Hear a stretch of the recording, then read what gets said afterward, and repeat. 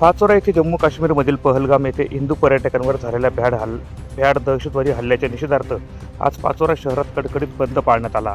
हा बंद विश्व हिंदू परिषद, बजरंग दल आणि सकल हिंदू समाजाच्या वतीने पुकारण्यात आला होता।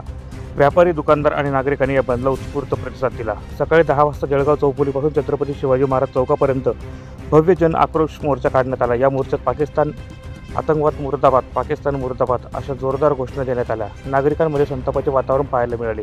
मोर्चाच्या समारोप स्थळी सामूहिक श्रद्धांजली अर्पण करण्यात आली। पुढे पाकिस्तानचा पुतळा जाळून दहशतवादी हल्ल्याचा तीव्र निषेध व्यक्त करण्यात आला। या प्रसंगी शहरातील विविध संघटनांचे पदाधिकारी, कार्यकर्ते आणि नागरिक मोठ्या संख्येने उपस्थित होते।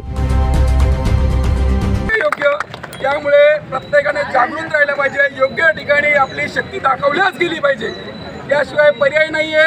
सर्वांनी जागृत राहिले पाहिजे, सर्वांनी एक राहिले पाहिजे। आलेल्या सर्व देशभक्त, धर्मभक्तांचे मी पुन्हा एकदा आभार मानतो। सर्वांनी जागृत राहा मित्रांनो, रात्र वैरायची हे करू। धन्यवाद। जय जय श्रीराम।